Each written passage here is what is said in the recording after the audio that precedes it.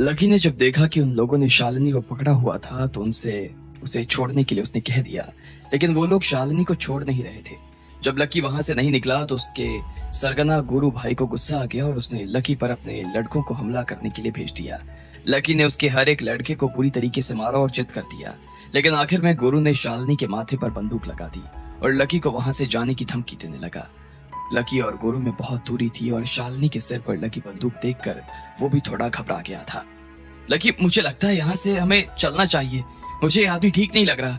राधिका सुहासिनी के पास से निकलकर लकी के पास आ गई और उसने घबराते हुए लकी का हाथ पकड़ लिया। तुम पागल हो गई हो क्या? वो मेरी दोस्त है, मैं उसे ऐसे कैसे छोड़कर जा सकता हूँ? लकी ने कहा।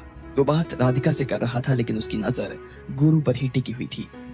इधर गुरु भी नशे में झूम रहा था और इस बीच उसने अपनी बंदूक लोड करके फिर से शालिनी के सिर पर लगाते हुए कहा, देख भाई, जो भी तू है, मैं सिर्फ 3 तक गिनूंगा और 4 बोलने से पहले इस लड़की की खोपड़ी खोल दूंगा। उसके बाद तुझे जितनी हीरोगिरी दिखानी है ना, तू दिखाता रहना। और सुन, ये मत समझना कि गोरू भाई मजाक कर रहा है, गुरु ने कहा और ट्रिगर पर उंगली रख दी। लकी, तुम बेकार में उसकी जान को खतरे में डाल रहे हो, चलो यहाँ से। राधिका ने फिर से लकी का हाथ थामते हुए कहा। लकी ने गहरी सांस ली और फिर राधिका और फिर गुरु को देखने लगा। उसे भी पता था कि दोनों के बीच में दूरी बहुत ज्यादा थी और इस दूरी को पाटा नहीं जा सकता था। अगर वो हल्की सी भी हरकत करता तो गुरु इतनी देर में उसकी जान ले सकता था। क्या सोच रहा है भैया? गुरु ने फिर से उसे उकसाते हुए कहा। लकी कोई ना कोई रास्ता सोचने लगा। जब गुरु ने देखा कि लकी कमजोर पड़ रहा है तो उसने गिनती गिननी शुरू कर दी। 1 2 3। इससे पहले कि वो 3 पूरा कह पाता, लकी ने अपने दोनों हाथ खड़े किए और गुरु को इशारा करते हुए कहा, रुको, मैं जा रहा हूं। उस लड़की के साथ कुछ करने की जरूरत नहीं है। गुरु को उसकी बात सुनते ही हंसी आ गई। उसके बाद लकी ने अपने दोनों हाथ ऊपर की तरफ उठाए और धीरे धीरे वहां से निकलने लगा। राधिका भी उसके पीछे पीछे चली आ रही थी। लकी और गुरु के बीच की दूरी बढ़ती जा रही थी। गुरु को काफी खुशी हो रही थी कि उसने लकी जैसे भारी खतरे को टाल दिया था। वो बस उसे देखकर मुस्कुरा रहा था और बीच बीच में शालिनी के बदन को सूंघने की कोशिश भी कर रहा था। लकी को ये सब देखकर गुस्सा आ रहा था लेकिन वो चाहकर भी कुछ नहीं कर पा रहा था। जैसे ही गुरु ने शालिनी की बदन पर अपने होंठ रखे तो शालिनी के होश उड़ गए और उसने कसमसाते हुए कहा, कौन हो तुम? मेरा हाथ छोड़ो, छोड़ो मेरा हाथ। जैसे ही इधर गुरु शालिनी को काबू में करने की कोशिश कर रहा था कि इतने में लकी ने मौका पाकर अपनी जेब से ब्लेड निकाला और सीधा उस हाथ पर उसे चला दिया जिससे उसने बंदूक पकड़ी हुई थी। गुरु जोर से चिल्लाया और बंदूक उसके हाथ से नीचे गिर गई। उसे एक पल के लिए ये समझ नहीं आया कि ये ब्लेड आखिर कहां से आ गई। वो आसपास देखकर जैसे ही बंदूक उठाकर खड़ा हुआ तो इतने में लकी उसके सामने आकर खड़ा हो गया था। लकी को अपने सामने देखते ही गुरु की सांसें फूलने लगी। साले, उसने कहा और दूसरे हाथ से लकी के ऊपर बंदूक तानने ही वाला था कि इतने में लकी ने उसका हाथ मरोड़ा और उसके पेट में एक जोरदार लात मार दी। इसके बाद बंदूक लकी के हाथ में आ गई और गुरु 10 कदम की दूरी पर जा गिरा। इधर लकी ने सुहासिनी और पूनम को इशारा किया और उन दोनों ने शालिनी को उठाकर सोफे पर बैठा दिया। इधर गुरु भी जैसे ही उठने की कोशिश करने लगा तो इतने में लकी उसके पास पहुंचा और उसकी पसलियों में एक जोरदार लात मार दी। उसकी लात इतनी तेज थी कि वहां खड़े सभी लोगों को गुरु की हड्डियों की चटकने की आवाज सुनाई देने लगी। गुरु जैसे ही चिल्लाया तो लकी ने अपना जूता उसके मुंह पर रख दिया और बोला, अब बता क्या करेगा? ले जाएगा उसे? बोल, भेजूं? लकी ने अपने जूते से उसके मुंह को पूरी तरीके से कुचल दिया था। गुरु दर्द के और जलन के मारे बुरी तरीके से चिल्ला रहा था। उसके मुंह और चेहरे से खून बहना शुरू हो गया। उसके बाद उसने गुरु के पेट में और लात मारी और उसे मरने के लिए छोड़ता हुआ सीधा शालिनी के पास आने लगा। इससे पहले कि वो शालिनी के पास पहुंच पाता, पीछे से गुरु के चिल्लाने की आवाज आई। उसने कहा, साले, तुझे मैं जिंदा नहीं छोड़ूंगा। तू जानता नहीं मेरा बॉस कौन है। अगर उसे पता चला ना कि तूने गुरु के साथ ऐसा कुछ किया है तो वो तुझे जिंदा नहीं छोड़ेगा। लकी को उसकी बात सुनकर हंसी आ गई थी। दुनिया में ऐसा कोई बॉस नहीं था जो लकी को सलाम न करता हो। उसने टेबल पर रखे ग्लास को उठाया और गटकते हुए कहा, जाकर कह देना अपने बॉस से कि उसका बॉस इसी होटल के कमरा नंबर 104 में बैठा हुआ है। अगर उसमें दम है तो यहाँ आए और शालिनी को छुड़वा कर ले जाए। ये सुनते ही गुरु की आत्मा तो कांप गई, लेकिन फिर भी वो लकी को इतनी आसानी से जाने देने वाला नहीं था। मगर उसे पता था कि वो अभी इस हाल में नहीं था कि लकी को हाथ भी लगा सके, इसलिए उसने जैसे तैसे अपने आप को खड़ा किया और वहां से बाहर निकल गया। लकी इतने में शालिनी के पास आया और उसकी हालत देखने लगा। वो अभी भी बेसुध नजर आ रही थी। इन लोगों ने उसे काबू में करने के लिए कोई भारी सा ड्रग्स दिया हुआ था। जब लकी को लगा कि वो इतनी जल्दी होश में नहीं आने वाली थी और गुरु भी उसे इतनी आसानी से छोड़ने वाला नहीं था, तो उसने सबसे पहले राधिका और बाकी लोगों से वहां से जाने के लिए कह दिया। नहीं लकी, मैं तुम्हें छोड़कर नहीं जाने वाली हूँ, राधिका ने कहा। उसे लकी की बहुत चिंता हो रही थी। अरे बाबा, मेरी बात समझने की कोशिश करो, अभी यहाँ बहुत सारी मार काट होने वाली है, तुम ये सब नहीं देख पाओगी। मुझे कभी भी कोई चोट आ गई तो घबरा जाओगी, इसलिए कह रहा हूँ चली जाओ। पागल हो गए हो क्या? कैसी बातें कर रहे हो? मैंने कह दिया ना, मैं तुम्हें छोड़कर कहीं नहीं जाने वाली हूँ, तो कहीं नहीं जाने वाली हूँ बस, राधिका ने कहा। लकी के लिए इस वक्त राधिका को समझा पाना बहुत मुश्किल हो रहा था। ऐसे में उसने सुहासिनी को देखा और कहा, सुहासिनी प्लीज इसे लेकर जाओ यहाँ से, मैं बस थोड़ी देर में घर आ रहा हूँ। सुहासिनी लकी की बात समझ गई और पूनम और राधिका को अपने साथ घर ले गई। मैं इन्हें बस बाहर तक छोड़कर वापस आ रही हूँ, सुहासिनी ने कहा। क्यों? क्योंकि आपको मेरी जरूरत पड़ने वाली है, सुहासिनी ने कहा। लकी उसे मना नहीं कर सकता था, इसलिए उसने हाँ में सिर हिला दिया। थोड़ी देर बाद ही उसने पूनम और राधिका को गाड़ी से रवाना किया और फिर से लकी के पास चली आई। लकी की गाइडेंस पे उसने शालिनी का ट्रीटमेंट करना शुरू कर दिया। जहर उसके शरीर में अंदर तक चला गया था। ये तो लकी की जेब में दवा थी, वरना आज उसके लिए शालिनी को बचा पाना मुश्किल हो सकता था। थोड़ी देर बाद ही शालिनी को होश आ गया और उसने खांसना शुरू कर दिया। लकी ने इतने में गर्म पानी से भरा ग्लास उसकी तरफ बढ़ा दिया। शालिनी ने धीरे से अपनी आंखें खोली और अपने सामने बैठे उस सुंदर से आदमी की तरफ देखने लगी, लेकिन पूरी तरीके से होश नहीं होने की वजह से वो अभी भी उसे पहचान नहीं पा रही थी। कौन हो तुम? कौन हो? मुझे हाथ मत लगाओ, दूर रहो मुझसे, शालिनी ने कहा और लकी से दूर खिसकते हुए उसने टेबल पर रखा फॉक उठा लिया। लकी ने शांति से उसकी तरफ देखा और कहा, शालिनी शालिनी शांत हो जाओ, मैं हूं लकी, मैं तुम्हें कोई नुकसान नहीं पहुंचाने वाला हूं। और इतना कहते ही उसने शालिनी का हाथ अपने हाथ में ले लिया। शालिनी को विश्वास नहीं हो रहा था कि उसकी मुलाकात फिर से लकी से हो गई थी। लकी, तुम सच में लकी हो?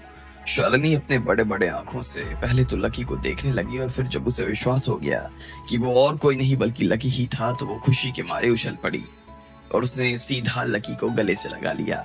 वो लकी के कंधे पर सिर रखते ही रोने लगी और उसने कहा, लकी तुम बहुत अच्छे टाइम पर आ गए, तुमने मुझे फिर से बचा लिया, वरना आज मेरे साथ पता नहीं क्या। और वो फिर से फूट फूट कर रोने लगी। लकी ने भी उसे गले लगा लिया। भले ही शालिनी को उन लोगों ने ड्रग्स दिए थे, लेकिन फिर भी उसका होश पूरी तरीके से नहीं गया था। उसे काफी कुछ याद था और उसके बाद जब वो बेहोश हुई तो उसके बाद उसे कुछ भी याद नहीं रह गया था। मैंने देखा कि वो लोग तुम्हें खींचते हुए अपने साथ ले जा रहे थे। मैं तुम्हें देखते ही समझ गया कि उन लोगों ने तुम्हें किसी तरह का ड्रग्स दिया हुआ है, इसलिए मैंने उन लोगों से तुम्हें छीना और अपने साथ ले आया। लकी ने बहुत ही मीठी मुस्कान के साथ उसकी तरफ देखते हुए कहा। वो किसी भी हाल में शालिनी को डरा हुआ महसूस नहीं करवाना चाहता था, लेकिन उसे खुद भी समझ नहीं आ रहा था कि शालिनी इन सब के चक्कर में फंस कैसे गई थी। तुम्हें कैसे पता कि उन्होंने मुझे ड्रग्स दिया हुआ है? शालिनी ने पूछा। तुम्हारी हालत देखकर ही समझ में आ रहा था, लेकिन वो लोग थे कौन और तुमसे क्या चाहते थे? लकी ने पूछा। शालिनी ने उसका सवाल सुना और फिर अपना सर पकड़ लिया। उसे देखकर ऐसा लग रहा था जैसे उसके साथ बहुत कुछ बुरा हुआ था, कुछ ऐसा जो वो फिर से याद नहीं करना चाहती थी। लेकिन अब जब लकी ने उससे ये सवाल किया था तो उसके लिए जवाब देना जरूरी हो गया था, इसलिए उसने टेबल पर रखा ग्लास उठाया और उससे पानी पीते हुए बोली, कहां से शुरू करूं समझ नहीं आ रहा।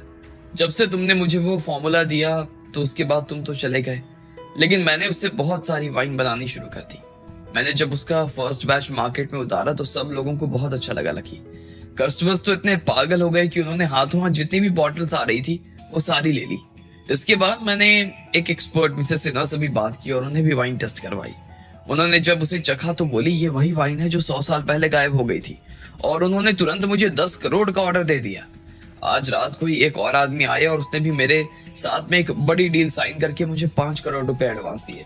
इससे मेरी कंपनी को उन दोनों के जाने से पैसे का जो नुकसान हुआ था वो सारा पूरा हो गया और मैं और बैचेस बनाने की हालत में भी आ गई। लकी, मैं बहुत खुश थी और मैंने अपने बॉडीगार्ड से कहा कि आज मैं घर जल्दी जाना चाहती हूँ। मैं बहुत दिनों के बाद अच्छा महसूस कर रही हूँ और बस घर जाकर आराम करना चाहती थी, लेकिन बीच में मुझे ये बार दिखा तो सोचा कुछ पीते हुए यहाँ से जाती हूँ, शालिनी ने कहा और फिर बार की टेबल की तरफ देखने लगी। उसे ऐसा लग रहा था जैसे वो अभी भी वहीं पर बैठी हुई थी। जैसे ही उसे वो पल याद आया तो फिर से वो सिहर उठी। उसके बाद क्या हुआ? लकी ने पूछा। मैं बाहर के अंदर आई और देखने लगी कि अगर कोई लड़की बैठी हो तो मैं उसके साथ बैठकर थोड़ी शराब पी लूं ताकि अच्छे से रिलैक्स कर सकूं। जब मुझे कोई नहीं दिखा तो मैंने सोचा कि मैं ही अपने दोस्तों को बुला लेती हूँ, लेकिन इससे पहले कि मैं उसे फोन मिलाकर उससे बात कर पाती, इतने में एक पीले से बालों वाला आदमी मेरे पास आया और मुझसे बात करने लगा। मुझे वो बात करने में ठीक लगा लकी, और हम दोनों बैठकर ना शराब पीने लगे। उसके बाद उसने कहा कि उसके रूम में और अच्छी वाइन रखी हुई है। मुझे लगा ठीक है, आदमी अच्छा है, मैं जा सकती हूँ। हो सकता है कि वाइन टेस्ट करके मुझे अपने नए प्रोडक्ट के लिए कोई आइडिया मिल जाए, शालिनी ने कहा और सीढ़ियों की तरफ देखने लगी। उसे देखकर ऐसा लग रहा था जैसे वो अभी भी सीढ़ियां चढ़ रही थी। अब आगे क्या होने वाला था, क्या हुआ था शालिनी के साथ और क्या होने वाला था लकी के साथ, आपको क्या लगता है? क्या होंगे इन सभी सवालों के जवाब? कमेंट बॉक्स में कमेंट करके हमें जरूर बताएं, और सभी सवालों के जवाब को जानने के लिए सुनते रहिए मिलियनेयर सिर्फ पॉकेट एफएम पर।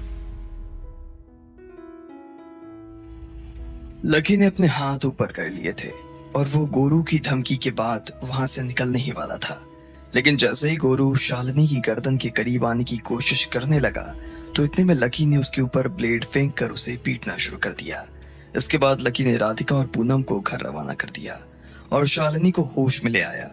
उसने जब शालिनी से पूछा कि उसकी ऐसी हालत कैसे हो गई थी तो शालिनी ने उसे बताना शुरू कर दिया।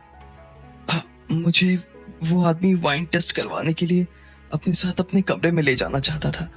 वो दिखने में तो शरीफ और बात करने में सीधा नजर आ रहा था, इसलिए मैंने भी मना नहीं किया। लेकिन जैसे ही मैं कमरे में पहुंची तो मैंने वहां देखा कि गोरू नाम का आदमी अपने कुछ और लोगों के साथ में कमरे में बैठा हुआ था।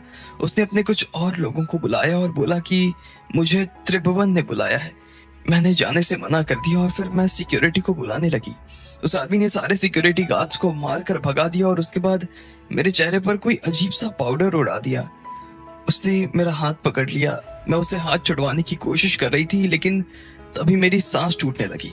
मुझे चक्कर से आने लगी और ऐसा महसूस होने लगा कि मेरा शरीर कमजोर होता जा रहा था। मैं अपना मुंह खोलने की कोशिश कर रही थी लेकिन कुछ कह नहीं पा रही थी। और उसके बाद मुझे अभी होश आया तो पता चला कि मैं यहाँ तुम्हारे साथ बैठी हूँ। शालिनी ने लकी की तरफ देखते हुए कहा। उसकी आंखों में गोरू के लिए अभी भी गुस्सा साफ नजर आ रहा था। अगर वो उसके सामने होता तो शायद वो गुरु की जान अपने हाथ से ले लेती। लकी ने उसके गुस्से को देखते हुए फिर से उसकी तरफ पानी का ग्लास बढ़ा दिया। उसने 2-4 घूंट और पानी पिया और लकी की तरफ देखते हुए बोली, साले बहुत हरामी लोग थे। अगर तुम टाइम पर नहीं आते तो पता नहीं क्या हो जाता। तुम्हें कुछ पता है क्या ये लोग किसके आदमी है? मतलब तुम वहां थी तो क्या तुम्हें ऐसा कुछ पता चला कि ये लोग कौन है और वो तुम्हें त्रिभुवन के पास क्यों ले जाना चाहते थे? लकी ने पूछा। ये हाड़ा परिवार के लोग हैं, लेकिन इसे प्रताप हाड़ा ने नहीं भेजा था, लेकिन उनके ही घर से किसी ने इन्हें भेजा था, इतना पता है। हरामी सब हाड़ा परिवार के टुकड़े पे पलते हैं। लेकिन तुम देखना लकी, मैं उस परिवार को ना नहीं छोड़ूंगी और मैं इन लोगों से भी ना बदला लेकर आऊंगी, सबक सिखाऊंगी इन्हें। शालिनी के मुंह से जैसे अंगारे निकल रहे थे। लकी ने उसकी तरफ मुस्कुराते हुए देखा और फिर दरवाजे की तरफ इशारा करते हुए कहा, वो जो गोरू था ना, उसकी तो मैंने पसलियां तोड़ दी हैं। इसके अलावा उसके साथ में जो भी लोग थे मैंने उन्हें बहुत मारा। उसमें से कोई भी अब जिंदगी भर ठीक से खड़ा नहीं हो पाएगा। लेकिन अभी भी मेरा बदला पूरा नहीं हुआ है, इसलिए मैंने उसके बाकी साथियों को कमरा नंबर 104 में बुलाया है, लकी ने कहा। जैसे उसने हाड़ा परिवार का नाम सुना तो उसका दिमाग खराब हो गया। भले ही वो दोनों भाई ईशानी के केस की वजह से वहां से भाग गए थे, पर फिर भी वो लोग अपनी आदतों से बाज नहीं आ रहे थे। मुझे लगता है कि 5 मिनट में वो लोग यहाँ आ जाएंगे। क्या तुम भी मेरे साथ में चलना चाहोगी? लकी ने कहा और एक बियर की बोतल खोलकर उसे आराम से पीने लगा। उसे पता था कि उसके पास अभी काफी टाइम था। इधर शालिनी भी घबराई हुई यही सोच रही थी कि उसे जाना चाहिए था या नहीं। काफी देर तक सोचने के बाद उसने कहा, मैं थोड़ा, देखो अगर तुम मेरे साथ नहीं चलोगी तो मैं भी नहीं जाने वाला हूँ। एक्चुअली मैं चलना चाहती हूँ और मुझे उनसे कोई डर नहीं लग रहा है। बस बात ऐसी है कि लकी, शालिनी फिर से कहते हुए बीच में ही रुक गई थी। वो पहले ही लकी को बहुत सारी परेशानियों में डाल चुकी थी और लकी भी उन परेशानियों से उसे बाहर निकाल लाया था, लेकिन अब वो उसके लिए और परेशानी नहीं खड़ी करना चाहती थी। ऐसा नहीं था कि उसे उन लोगों से डर लग रहा था या उनके सामने वो जाना नहीं चाहती थी, लेकिन वो बस अपनी वजह से लकी को नहीं उलझाना चाहती थी। ऐसे में उसने अपनी जेब से अपना फोन निकाला और किसी को मैसेज करने लगी। तुम्हें चिंता करने की कोई जरूरत नहीं है, ना मैं सब संभाल लूंगा। लकी ने कहा और अपनी बियर गटकने लगा। उधर दूसरी होटल की एक कमरे की तरफ गोरू बड़ी मुश्किल से अपने आप को घसीटते हुए ले जा रहा था। वो लिफ्ट से चलकर बाहर आया और कुछ दूर चलकर एक कमरे के बाहर खड़ा होकर उसका दरवाजा खटखटाने लगा। जैसे ही कमरे का दरवाजा खुला तो उसमें बैठे हुए लोग गोरू को देखकर हैरान हो गए। किसी को भी समझ नहीं आ रहा था कि उसकी ऐसी हालत कैसे हो गई थी। वहां कमरे में सोफे पर एक आदमी बैठा था और उसके पास में पीली ड्रेस पहने एक लड़की बैठी हुई थी। जब उन्होंने भी गोरू को देखा तो चौंक कर खड़े हो गए। वो आदमी कोई नहीं बल्कि त्रिभुवन था। वो कुलदीप की तरह ही एक डॉक्टर था और उसे यहाँ पर उस पीले ड्रेस वाली लड़की ने बुलाया था। उसका नाम मोनिका था। जब मोनिका ने देखा कि गोरू को बहुत ज्यादा चोट आई है तो पहले तो उसने कुछ नहीं कहा और ना ही उसके चेहरे के भाव बदले। वो बस अपनी जगह से खड़ी हो गई, लेकिन फिर उसने एक गहरी सांस ली और टेबल पर रखे अपने वाइन के ग्लास से वाइन पीने लगी। मोनिका मैडम, हमारे ऊपर एक हरामी ने हमला किया है। मार मार कर उसने हमारी हालत खराब कर दी। मैडम, ना सिर्फ उसने हमें मारा बल्कि मैं जिस लड़की को यहाँ लेकर आने वाला था उसे भी हमारे हाथों से छीन लिया। हमने उसे निपटने की बहुत कोशिश की लेकिन वो बहुत तेज था। गोरू के साथ में जो कुछ हुआ था उसके बारे में उसने सब कुछ बताते हुए कहा। मैडम, उसने मेरी पसलियों का चूरा कर दिया है। उस आदमी का कुछ करना पड़ेगा, उसने एफआर से कहा। जब कमरे में और बाहर खड़े लोगों ने गोरू का ये बयान सुना तो वो हैरान हो गए। उन्हें समझ नहीं आ रहा था कि किसका इतना दिमाग खराब हो गया था जो हाड़ा परिवार के किसी आदमी के ऊपर इस तरह से हाथ उठा सकता था। इसके अलावा जिस लड़की के ऊपर हाड़ा परिवार ने हाथ डाला था वो आदमी उस लड़की को कैसे बचा सकता था। तुमने उसे हमारा नाम नहीं बताया। जब त्रिभुवन ने अपने मुंह से ये सुना तो उसने पूछा। मैंने बताया था सर, मैंने उसे बोला कि इस लड़की को त्रिभुवन सर ने बुलाया है, लेकिन उसने हमारी बात पर कोई ध्यान ही नहीं दिया। उसे देखकर ऐसा लग रहा था जैसे उसे इस बात से तो कोई फर्क ही नहीं पड़ रहा कि उस लड़की को किसने बुलाया है। उल्टा वो तो हमें धमकी देने लगा कि त्रिभुवन जो भी है उससे कहना कि मैं कमरा नंबर 104 में बैठा हूँ, अगर दम हो तो आए और लड़की को मेरे हाथ से छुड़वा कर ले जाए। गोरू ने जैसे ही ये कहा तो मोनिका का दिमाग खराब हो गया। वो समझ गई थी कि त्रिभुवन को इस बात का कितना बुरा लगने वाला था। वैसे भी त्रिभुवन उसका मेहमान था और वो अपने मेहमान को नाराज नहीं करना चाहती। अगर ऐसा होता तो वो कहीं मुंह दिखाने के लायक नहीं रह जाती। पर फिर भी उसने ये सब चिंतन अपने चेहरे पर नहीं आने दी और हंसते हुए बोली, क्या बात है, काफी इंटरेस्टिंग आदमी है, लेकिन ये बात इतनी बड़ी नहीं है जितनी तुम दिखा रहे हो। वैसे भी इन दिनों डॉक्टर्स और हाड़ा परिवार के साथ में इस तरह की काफी सारी चीजें हो रही हैं। पता नहीं कब कौन कहां से आकर हमारा काम खराब करने की कोशिश करने लगता है कि वो हाड़ा परिवार को बहुत हल्के में ले रहा है। त्रिभुवन बहुत शांति से फिर से अपनी जगह पर बैठ गया था और मोनिका की बात सुन रहा था, लेकिन उसकी शक्ल देखकर साफ पता चल रहा था कि उसे कितना गुस्सा आ रहा था। ऐसे में मोनिका ने फिर से उसे मनाने की कोशिश करना शुरू कर दिया। उसने सबसे पहले अपना ग्लास खत्म किया और फिर गोरू की तरफ देखते हुए बोली, तुम्हें पता है कि हाड़ा परिवार कितना बड़ा परिवार है? तुम्हें तो ये भी पता है कि डॉक्टर्स की कम्युनिटी में कितने सारे डॉक्टर्स हैं। ऐसे में मुझे लगता है कि कोई पागल ही होगा जो अकेला इतने सारे लोगों से लड़ने के बारे में सोच रहा था। ऐसा लग रहा है कि उस आदमी को अपनी जान प्यारी नहीं है, मोनिका ने कहा। लेकिन जब गोरू ने ये सब सुना और उसे लकी की मार याद आई तो उसके दिल की धड़कन तेज हो गई। उसने अपनी तरफ से मोनिका को याद दिलाते हुए कहा, मैडम, वो आदमी आम आदमी नहीं लगता। ऐसा लगता है कि उसके पीछे किसी बड़ी ताकत का हाथ है। बड़ी ताकत? कितनी बड़ी ताकत? क्या उसकी ताकत हमारे परिवार की ताकत से भी बड़ी है? हाँ, मोनिका ने कहा। वो अभी भी लकी को अपने सामने धूल से ज्यादा नहीं मान रही थी। उसकी नजर में वो घोड़े थे तो लकी का था। भले ही लकी ने उनके परिवार के कितने ही लोगों को कितनी ही बार पीट दिया था, लेकिन फिर भी उसे लग रहा था कि हर कोई लकी नहीं हो सकता था। ऐसे में उसे उस आदमी से डरने की कोई जरूरत नहीं थी। नहीं मैडम, लेकिन जैसे ही गोरू ने अपनी तरफ से मोनिका को समझाने की कोशिश की तो मोनिका ने उसके गाल पर एक जोरदार थप्पड़ मार दिया। इसके बाद गोरू चुप हो गया। फिर मोनिका ने एक आदमी को इशारा करके अपने पास बुलाया। उस आदमी ने तुरंत मोनिका के सामने एक लाल रंग की लिपस्टिक लाकर रख दी। मोनिका ने उसे उठाया और गोरू की हथेली पर अपना नाम लिखते हुए बोली, चाहो उससे कहना कि मैंने तुम्हें भेजा है। मैं अभी देखती हूँ कि मेरा नाम पता चलने के बाद में वो तुम्हारे साथ क्या करता है। उसे कहना कि अगर वो अपने हाथ पैर सही सलामत चाहता है तो चुपचाप उस लड़की को मेरे हवाले कर दे। मैं उसे जिंदा रहने का सिर्फ एक मौका दे रही हूँ। अगर वो नहीं माना तो मैं उसे जान से मार दूंगी। मोनिका ने उस गंजे आदमी से कहा जिसने उसे लिपस्टिक थमाई थी। वो मोनिका का शार्प शूटर था और उसका निशाना कभी नहीं चूकता था। वो अपने आप में किसी तूफान से कम नहीं था। उसके साथ में और एक आदमी था जो कि उसी की तरह बढ़िया निशाना लगाता था। वो दोनों कई बार मोनिका के लिए मैदान में कूद भी चुके थे और उन्हें कोई भी अभी तक हरा नहीं पाया था। वो दोनों मोनिका का दायां और बायां हाथ हो गए थे। उस आदमी ने अपना चश्मा उठाया और कुछ गार्ड्स को अपने साथ लेकर होटल की तरफ बढ़ने लगा। इधर लकी सुहासिनी और शालिनी के साथ में कमरा नंबर 104 में आकर बैठ गया था। शालिनी बिस्तर पर आराम कर रही थी और लकी सोफे पर बैठा हुआ अपना काम कर रहा था। सुहासिनी अपने हाथ पैर धोने के लिए बाथरूम में चली गई। अचानक से लकी के दरवाजे को बाहर से किसी ने जोर से बजाना शुरू कर दिया। वो आदमी जिसे मोनिका ने भेजा था वो लकी के दरवाजे पर आकर खड़ा हो गया। इतनी जोर से दस्तक होने की वजह से शालिनी की नींद खुल गई और वो घबराते हुए दरवाजे की तरफ देखने लगी। फिर उसने लकी को देखा। लकी ने उसे हाथ से इशारा करके शांत रहने के लिए कहा और दरवाजा खोलने के लिए उठ गया। लेकिन इससे पहले कि वो दरवाजा खोल पाता उस आदमी ने दरवाजा तोड़ दिया। दरवाजे की टूटते ही उसमें से 10 लोग अंदर आ गए। उनमें से सबसे आगे उनका बॉस खड़ा था। उसने लकी की तरफ देखा और हंसते हुए बोला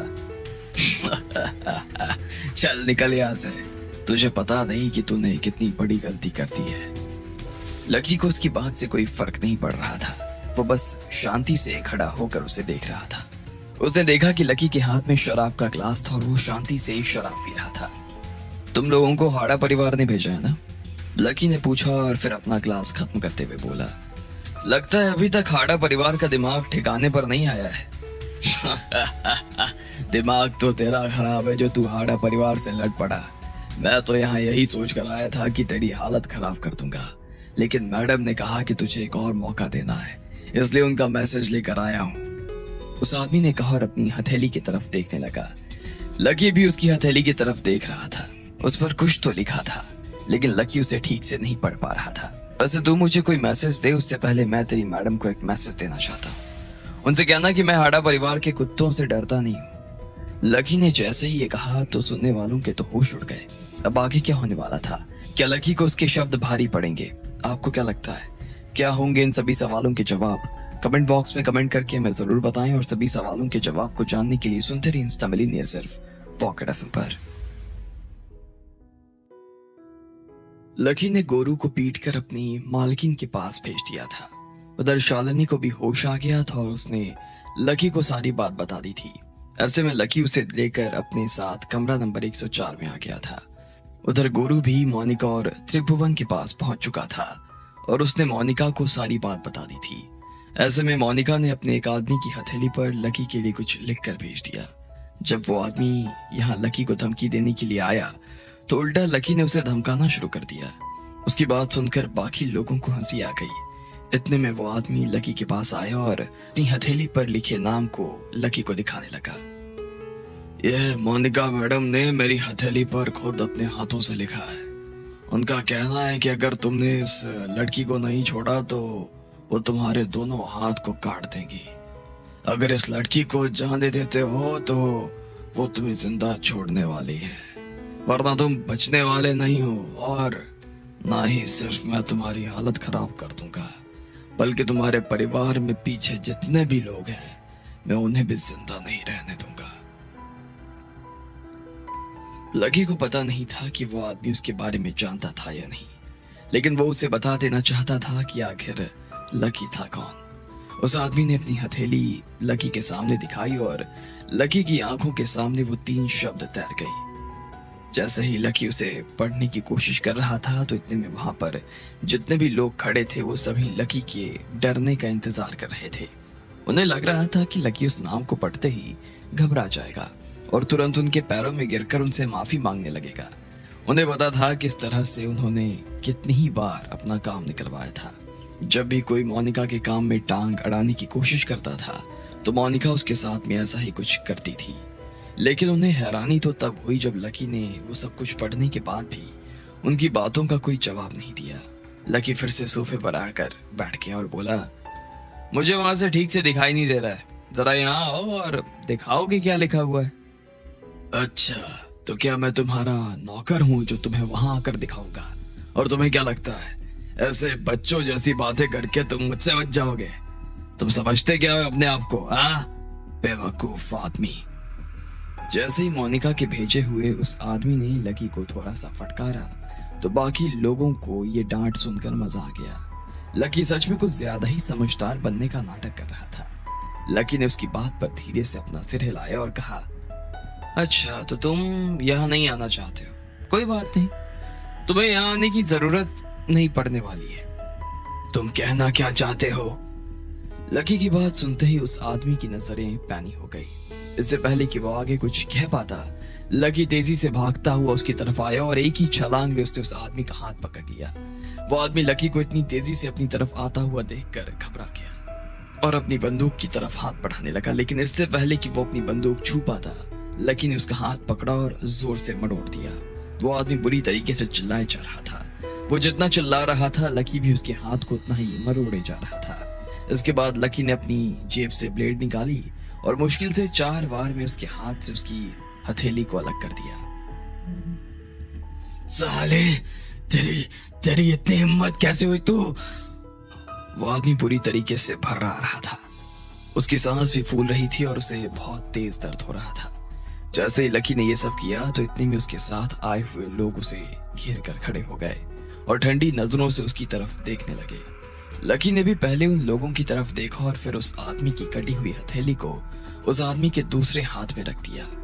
उनमें से किसी को भी विश्वास नहीं हो रहा था कि लकी इतना खतरनाक भी हो सकता था। लकी ने जो किया था उसे करने के बारे में कोई सपने में भी नहीं सोच सकता था। वहां पर जो दोनों लड़कियां खड़ी थी वो भी लकी का ये रूप देखकर घबरा गई थी। मोनिका हाड़ा, तुम्हारी मैडम की हैंडराइटिंग तो अच्छी है, लेकिन उनसे कहना कि पीछे के अक्षरों को थोड़ा सा और सफाई से लिखा करें। बाकी सब ठीक है, मैंने उनका मैसेज पढ़ लिया और अब मेरी तरफ से तुम जा सकते हो। और जाकर उससे कहना कि अगर वो जिंदा रहना चाहती हो तो मुझे हाथ लगाने के बारे में सोचना बंद कर दें, वरना मैं उसकी हालत खराब कर दूंगा, समझे? बता देना। इसके बाद लकी ने और एक ब्लेड का टुकड़ा निकाला और सीधा उस आदमी की नाक पर मार दिया। उसे फिर से तीखा सा दर्द हुआ और उसकी नाक में से खून का फव्वारा बह उठा। इस वजह से वो 2 कदम पीछे हो गया। उसे गुस्सा तो बहुत आ रहा था, लेकिन वो चाह कर भी कुछ नहीं कर सकता था। तुझे पता भी है तू किससे पंगा ले रहा है? तुझे मालूम है कि हाड़ा परिवार कौन है? उस आदमी ने अपनी नाक पर हाथ रखते हुए कहा, मुझे सबके बारे में मालूम है। लगता है उन्हें मेरे बारे में कुछ मालूम नहीं है। उनसे कहना कि मैं लकी हूं और अगर किसी ने भी मुझे या मेरे दोस्तों को हाथ लगाने की कोशिश भी की ना तो मैं उसे जान से मार दूंगा। तुम लोग खड़े खड़े देख क्या रहे हो? मारो उस साले को। इतने में उस आदमी ने अपने साथियों की तरफ देखते हुए कहा। जैसे उसने यह आदेश दिया तो उसके साथ में आए लोगों ने अपने अपने हथियार निकाले और सीधा लकी के ऊपर जानलेवा हमला करने के लिए आगे बढ़ने लगे। लकी ने अपने हाथ बांधे हुए थे और वो शांति से खड़ा हुआ था। इतने में जैसे ही पहले आदमी ने उसके ऊपर चाकू से वार करने की कोशिश की तो इतने में लकी ने उसका हाथ पकड़ा और उसका थामा हुआ चाकू उसके ही पेट में उतार दिया। धीरे धीरे लकी के ऊपर उन लोगों का हमला बढ़ता जा रहा था और उधर लकी के भी हाथ रुकने का नाम नहीं ले रहे थे। देखते ही देखते उसने एक के बाद एक सारे गार्ड्स को नीचे गिरा दिया। उनके शरीर के अलग अलग हिस्सों से खून आए जा रहे थे। भले ही उनमें से किसी की भी मौत नहीं हुई थी, लेकिन फिर भी उन्हें देखकर ऐसा लग रहा था कि उनमें से कोई भी खड़ा होकर फिर से लकी से लड़ाई नहीं कर सकता था। जब उन सबके आका ने यह देखा कि लकी इतना घातक आदमी है तो उससे रहा नहीं गया और उसने अपने दूसरे हाथ से जेब में रखी बंदूक निकालने की कोशिश की, लेकिन लकी ने उसे भी करते हुए वो देख लिया था। इसलिए उसने फिर से ब्लेड का एक टुकड़ा निकाला और सीधा उसके उल्टे हाथ पर चला दिया। अब की बार उस आदमी की उंगलियां कट गई और वो बुरी तरीके से चिल्ला उठा। लकी वहीं नहीं रुका और ब्लेड चलाकर उसने उनके दोनों पैरों को भी जाम कर दिया। वो अब चल फिर भी नहीं पा रहा था। वो जहां खड़ा था वहीं से खड़े खड़े उसने लकी के ऊपर चिल्लाते हुए कहा, तुझे जिंदा नहीं छोड़ूंगा, मैं तुझे जिंदा नहीं छोड़ूंगा। तुझे पता नहीं है मैं मोनिका मैडम का आदमी हूँ। तुझे पता नहीं है सबके बदले में तेरे साथ में क्या होने वाला है। अच्छा, इतनी मार खाने के बाद भी तुझे लगता है कि तू मुझे मार पाएगा? आंखें होते हुए कोई इतना अंधा कैसे हो सकता है यार? जाकर कह देना तेरी मोनिका मैडम को कि लकी बहुत टाइम से यहाँ पटना में बैठा हुआ है और आजकल जिसने भी उसे हाथ लगाने की कोशिश की है वो सीधा जान से गया है दोस्त। तेरी जुबान बहुत चल रही है, देखता जा, बस तू देखता जा। जैसे उस आदमी ने ये कहा तो लकी ने उसके गाल पर एक थप्पड़ जड़ दिया। उसका दांत टूटकर नीचे गिर गया। मुझे इतनी फालतू बातें सुनना पसंद नहीं है, जाकर बोल अपनी मैडम को, उसका नाम लिखकर भेज देने से काम नहीं होने वाला है। अगर वो सच में चाहती है कि ये लड़की उसके साथ जाए तो उसे और उसके कुत्ते त्रिभुवन को मेरे पास आना होगा और इस लड़की को मेरे हाथों से छीन कर ले जाना होगा। उसके बाद लकी ने उसका जमीन पर गिरा हुआ फोन उठाया और उस आदमी की तरफ बढ़ा दिया। उसने एक बार के लिए लकी को देखा और फिर उस फोन को देखने लगा। उसे समझ नहीं आ रहा था कि आखिर वो किस मुंह से अपनी मैडम को फोन लगाता, लेकिन फोन लगाने के अलावा उसके पास कोई चारा भी नहीं था। ऐसे में उसने नंबर लगाए और फोन लाउड स्पीकर पर रख दिया। उधर जैसे ही मोनिका ने फोन उठाया तो कहा, क्या हुआ? उस आदमी को और उस लड़की को यहाँ लाने में इतनी देर क्यों लग रही है? मैडम, मैंने पूरी कोशिश की लेकिन इस आदमी ने हमारे सारे लोगों को साफ कर दिया मैडम। जैसे उसने ये कहा तो फोन पर कुछ देर के लिए सन्नाटा छा गया। मोनिका को ऐसा लग रहा था जैसे उसके पैरों के नीचे से जमीन निकल गई थी। काफी देर तक तो उसने कुछ नहीं कहा और फिर आखिर में फोन काट दिया। लगभग 10 मिनट के बाद में पूरे बार के अंदर ढेर सारी भीड़ आकर जमा हो गई। ढेर सारे बॉडीगार्ड्स कमरा नंबर 104 की तरफ बढ़ने लगे। उन सब ने पहले से ही अपने अपने बंदूक निकाल रखे थे और सब लोग दरवाजे के पास आकर खड़े हो गए। उनके पीछे एक हाई हील पहनी हुई लड़की धीरे धीरे गुस्से में ऊपर चढ़ती जा रही थी। इधर जैसे ही लकी ने उस आदमी का चश्मा उतार कर अपने चश्मे पर लगाया तो इतने में दरवाजा खुलने की आवाज आई। दरवाजा के खुलते ही अंदर एक तेज सुगंध आई और वो देखते ही देखते पूरे कमरे में फैल गई। त्रिभुवन और मोनिका लकी के कमरे में आकर खड़े हो गए थे। उनके साथ में और भी ढेर सारे लोग थे। पूरा का पूरा गलियारा ही उनके लोगों की वजह से भर गया था। उन्होंने सबसे पहले जमीन पर गिरे हुए अपने लोगों की तरफ देखा और फिर उनकी नजर मोनिका के लिखे हुए नाम पर चली गई। उस आदमी ने अभी भी अपनी हथेली अपने हाथ में थामी हुई थी। आखिर में मोनिका ने देखा कि लकी आराम से चश्मा लगाकर सोफे पर बैठा शराब पी रहा था। उसे इस तरह से देखकर मोनिका के साथ आए लोगों को गुस्सा आ गया और उन्होंने लकी को सबक सिखाने के लिए अपने अपने हथियार निकाल लिए, लेकिन मोनिका ने उन्हें बीच में ही रुकने का इशारा कर दिया। इसके बाद वो 2 कदम आगे आई और लकी की तरफ मुस्कुराते हुए देखकर बोली, इसका जो हाथ है ये तुमने तोड़ा है। उसकी मुस्कान भले ही बहुत सुंदर नजर आ रही थी, लेकिन ध्यान से उसकी आंखों को देखने से पता चल रहा था कि वो लकी का खून कर देना चाहती थी। सही जवाब। ये मेरे पास आया और मुझे अपने हाथ पर कुछ लिखा हुआ दिखाने की कोशिश करने लगा, लेकिन मुझे ठीक से नजर नहीं आ रहा था कि ये क्या था। तो मैंने इससे कहा कि जरा पास आकर दिखाओ। ये मेरे पास आया ही नहीं और उल्टा मेरे साथ बदतमीजी करने लगा, तो मैंने भी इसका ऐसे हाथ काट दिया और इसके बाद तुम्हारा नाम पढ़कर वापस इसी के हाथ में रख दिया। लकी जिस अकड़ में मोनिका से बात कर रहा था उसकी वजह से उसके साथ में खड़े हुए लोगों को और गुस्सा आ रहा था, लेकिन मोनिका के मना कर देने की वजह से वो लोग चाह कर भी कुछ नहीं कर पा रहे थे। त्रिभुवन भी लकी की तरफ देख रहा था, लेकिन लकी की आंखों पर चश्मा लगा होने की वजह से वो उसकी आंखों को ठीक से नहीं देख पा रहा था। क्या बात है, मुझे तुम्हारे मुंह से ये सब सुनकर अच्छा लगा, लेकिन क्या सच में तुम मेरे खिलाफ लड़ना चाहते हो? मोनिका ने जब लकी का इस तरह का खड़ जवाब सुना तो उसकी तरफ देखते हुए पूछा। वो अभी भी लकी से बहुत प्यार से बात कर रही थी और प्यार से ही इस मामले को सुलझाने की कोशिश में लगी थी। वो लकी को अपनी बातों से डराने की कोशिश कर रही थी। मैं तुमसे लड़ाई करूं? नहीं नहीं नहीं नहीं नहीं, इतना तो तुम डिजर्व भी नहीं करती हो। अच्छा, तुम्हें नहीं लगता कि तुम कुछ ज्यादा ही बड़ बोले हो? मैंने अपनी जिंदगी में तुमसे ज्यादा बदतमीज आदमी कभी नहीं देखा, मोनिका ने कहा। उसे लकी की बात पर गुस्सा तो बहुत आ रहा था, लेकिन फिर भी वो उससे बहुत प्यार से बात करने की कोशिश कर रही थी। फिर भी मैं तुम्हें प्यार से समझा देना चाहती हूँ कि तुम जो कर रहे हो ये तुम्हें बहुत भारी पड़ सकता है। तुम्हें शायद पता नहीं कि इसका अंजाम क्या हो सकता है, मोनिका ने कहा। अब आगे क्या होने वाला था? क्या सच में लकी मोनिका की धमकी से डर जाने वाला था, या फिर वो उसका भी वही हाल करता जो उसने बाकी लोगों का किया था? आपको क्या लगता है, क्या होंगे इन सभी सवालों के जवाब? कमेंट बॉक्स में कमेंट करके हमें जरूर बताएं और सभी सवालों के जवाब को जानने के लिए सुनते रहिए इंस्टा मिलियनेयर सिर्फ पॉकेट एफएम पर।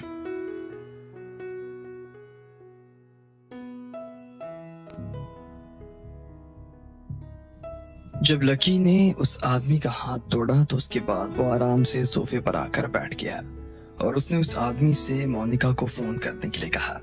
थोड़ी ही देर बाद में तमाम लावा लश्कर के साथ मोनिका और त्रिभुवन होटल में आ चुके थे। लकी ने चश्मा लगाया हुआ था, इसलिए उसका चेहरा ठीक से नजर नहीं आ रहा था। जब मोनिका ने लकी से ठीक से बात करने की कोशिश की तो लकी ने उल्टे जवाब देने शुरू कर दिए। इस बात पर मोनिका को गुस्सा आ रहा था, लेकिन फिर भी वो उससे शांति से बात कर रही थी। वैसे तुम्हारी जानकारी के लिए मैं तुम्हें और एक चीज बता दूं, मैंने पूरे बार को खाली करवा दिया है। इस कमरे से लगाकर बार के बाहर वाले कमरे तक मेरे कम से कम 100 आदमी खड़े हुए हैं। इसके अलावा त्रिभुवन के साथ के बहुत से डॉक्टर्स भी वहां खड़े हैं। तो तुम अगर ये सोच रहे हो कि यहाँ से आसानी से बचकर जा सकते हो तो ऐसा होने वाला नहीं है। मैं भी देखती हूँ कि तुम यहाँ से कैसे निकल पाते हो, मोनिका ने कहा। सच में उसके ढेर सारे लोगों ने पूरे बार को घेरा हुआ था और उसके एक इशारे पर ही वो लकी का खेल खत्म कर सकते थे। अच्छा, वैसे मैंने इस बारे में तो नहीं सोचा था कि मुझे यहाँ से बाहर जाना है या नहीं, लेकिन मैं ये जरूर जानता हूँ कि तुम लोगों को भी बाहर नहीं जाने दूंगा। वैसे आपकी पसंद काफी अच्छी है त्रिभुवन। इतने में मोनिका की नजर शालिनी की तरफ गई और फिर उसने मुस्कुराते हुए लकी को देखा और कहा, और रही तुम्हारी बात तो तुम्हें तो खुश होना चाहिए, लेकिन उल्टा तुम तो इतनी बदतमीजी से बात कर रहे हो। तुम्हें पता नहीं है कि त्रिभुवन जी कौन है? मोनिका ने कहा। उधर त्रिभुवन भी शालिनी को तलाश रहा था। भीड़ काफी होने की वजह से उसे शालिनी कहीं नजर नहीं आ रही थी, लेकिन जैसे उसने भीड़ में शालिनी को देखा तो वो देखता ही रह गया। उसकी सांसें तेजी से चलनी शुरू हो गई और उसकी आंखों में जैसे लावा उतर आया था। उसके बाद उसने अपनी जेब में से एक छोटी सी डिब्बी निकाली और उसमें से एक गोली अपनी जुबान पर रख ली। लकी बहुत ध्यान से उस बॉटल को देख रहा था और फिर उसने उसे सूंघने की कोशिश भी की। तो तुम उससे जाने नहीं दोगे, है ना? ठीक है, मैं भी तुम्हें बताती हूँ कि मैं कौन हूँ, उसके बाद तुम खुद ब खुद मेरे पास भेजोगे उसे, मोनिका ने कहा।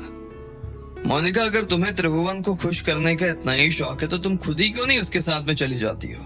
तुम खुद भी इतनी बुरी तो नहीं लगती हो, हाँ? ठीक इसी वक्त दरवाजे के पीछे से किसी की आवाज आई। वहां धक्का मुक्की होनी शुरू हो गई थी और लोगों के चिल्लाने की आवाज आई जा रही थी। इसके बाद भीड़ को चीरते हुए कुछ लोग अंदर आ गए। सबसे पहले शालिनी का मैनेजर अंदर आया और उसके साथ में उसके ढेर सारे बॉडीगार्ड्स भी वहां आकर जमा हो गए।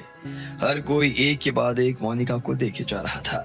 इधर त्रिभुवन की आंखें शालिनी पर से हटने का नाम ही नहीं ले रही थी, लेकिन जैसे ही शालिनी ने अपने लोगों को वहां खड़ा पाया तो उसकी भी हिम्मत खुल गई और उसने जाकर त्रिभुवन के गाल पर एक जोरदार थप्पड़ लगा दिया।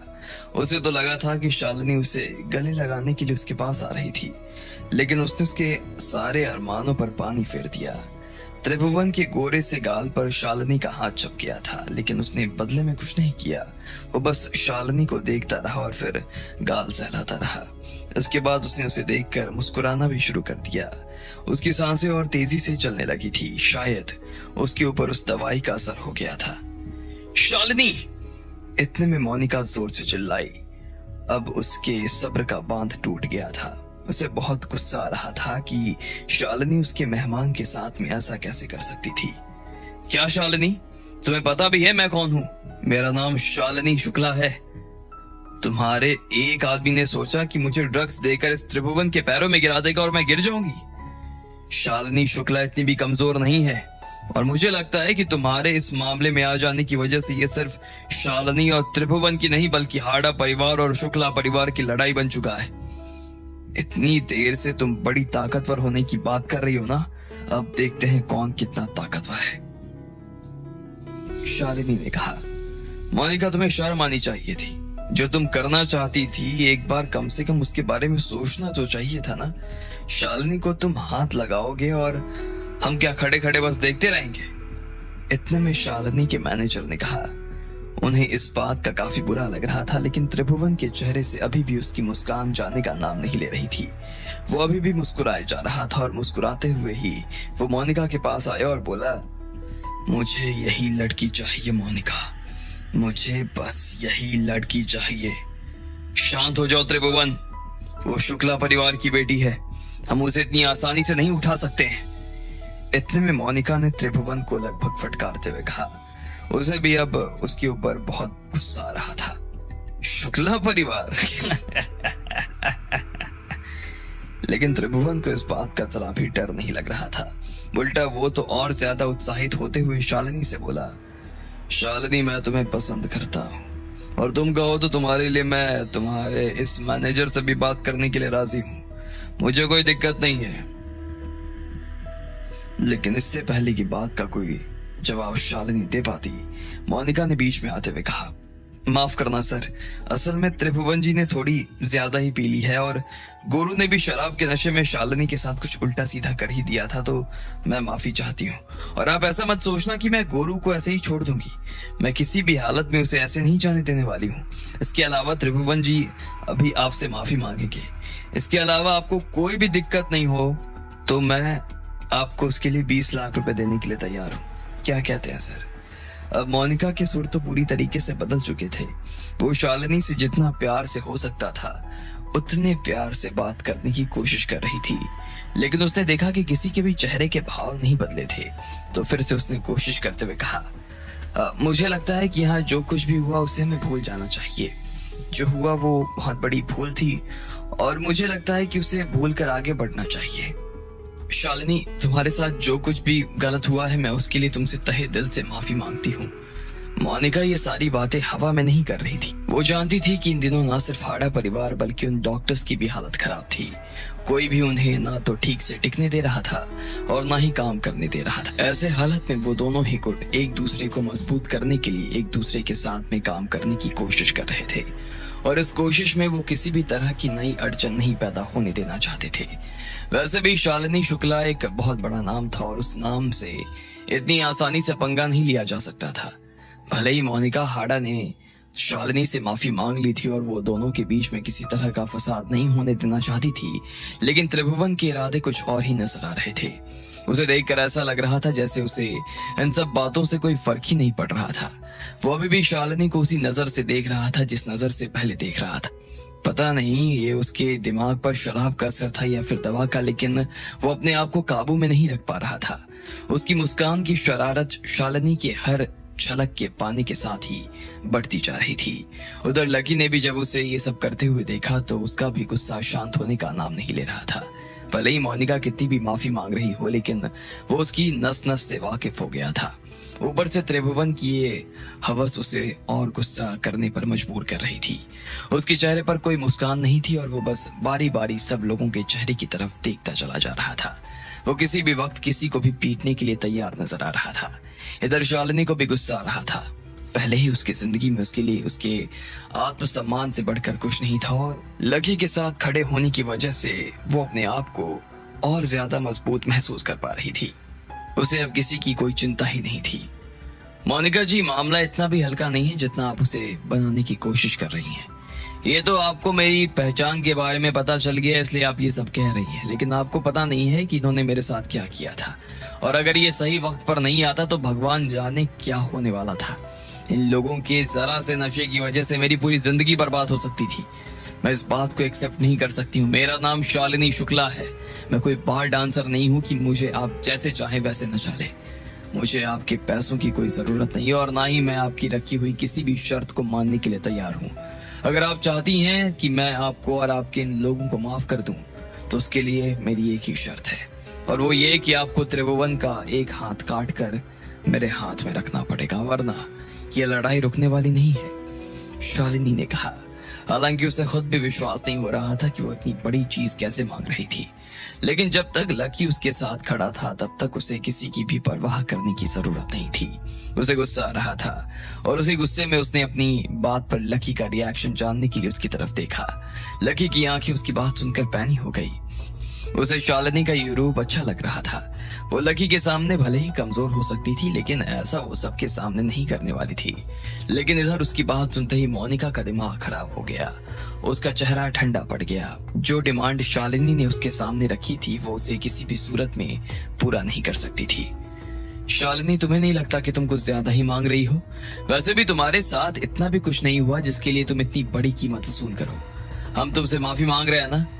ऐसा मत सोच लेना कि हम तुमसे डरते हैं या तुम्हारे परिवार से डरते हैं। हम तो बस ये चाहते हैं कि चीजें शांत हो जाए और आगे सब अपनी अपनी जिंदगी अच्छे से जीना शुरू करते हैं। लेकिन अगर फिर भी तुम मानने को राजी नहीं हो तो माफ करना, लेकिन मैं भी तुम्हारी शर्त को नहीं मान पाऊंगी। फालतू की बात मत करो मोनिका। जो मेरे साथ हुआ अगर वो सब तुम्हारे साथ में होता तब भी तुम क्या यही कहती? हाँ, मेरे पास ज्यादा टाइम नहीं है, मैं तुम्हें सिर्फ 20 सेकंड का टाइम दे रही हूँ।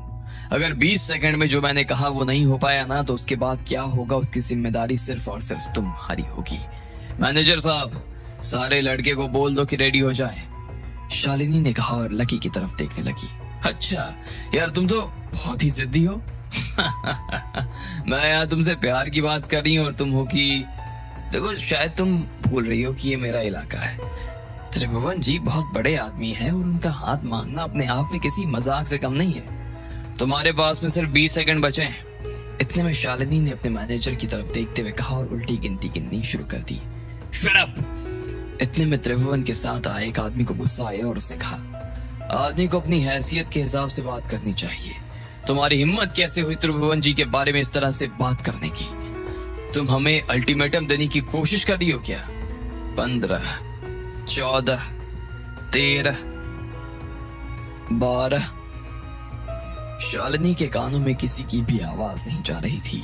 वो बस घड़ी की तरफ देख रही थी और उल्टी गिनती गिने जा रही थी। अब आगे क्या होने वाला था? क्या सच में मोनिका त्रिभुवन का हाथ काट कर शालिनी के हाथ में रख देगी या फिर इन दोनों के बीच में लड़ाई शुरू हो जाएगी? आपको क्या लगता है, क्या होंगे इन सभी सवालों के जवाब? कमेंट बॉक्स में कमेंट करके हमें जरूर बताएं और सभी सवालों के जवाब को जानने के लिए सुनते रहिए इंस्टा मिलीनियर सिर्फ पॉकेट एफएम पर। मोनिका और लकी के बीच में जब बहस चल रही थी तभी त्रिभुवन की नजर शालिनी के ऊपर चली गई थी। वो शालिनी को देखते ही पागल हो गया था। लेकिन इतने में जब शालिनी का मैनेजर अंदर आया और मोनिका को शालिनी की असली पहचान के बारे में पता चला तो वो शालिनी से माफी मांगने लगी। लेकिन शालिनी के साथ में जो हुआ था और उसके बाद लकी को अपने साथ खड़ा देख वो इतनी आसानी से त्रिभुवन को माफ नहीं करने वाली थी। उसने त्रिभुवन का कटा हुआ हाथ मांग लिया और ये सुनकर मोनिका और त्रिभुवन के साथ खड़े लोगों का दिमाग खराब हो गया। लेकिन इस बात से शालिनी को कोई फर्क नहीं पड़ रहा था। वो तो बस उल्टी गिनती गिने जा रही थी। 10, 9, 8। इसके आगे जैसे ही वो कुछ बोल पाती इतने में त्रिभुवन के साथ के आदमी ने फिर से शालिनी के ऊपर चिल्लाना शुरू कर दिया। लेकिन इससे पहले कि वो आगे कुछ कह पाता, शालिनी के मैनेजर ने उसके साथ कुछ तो किया और अचानक से उस आदमी की बोलती बंद हो गई। भले ही आदमी दिखने में बुढ़ा नजर आ रहा था लेकिन फिर भी उसने जब अपना हाथ उठाया तो सीधा उस आदमी को उसकी गर्दन से पकड़ा और उसे टेबल पर उठाकर पटक दिया। वो जैसे ही टेबल से टकराया तो इतने में वहां रखी ढेर सारी कांच की बोतल भी टूटकर बिखर गई। वो आदमी जमीन पर गिर गया था और उसके चेहरे पर से खून आ रहा था। जैसे ही सब लोगों ने शालिनी के मैनेजर का ये रूप देखा तो वो हैरान हो गए। सब लोगों की बोलती बंद हो गई थी।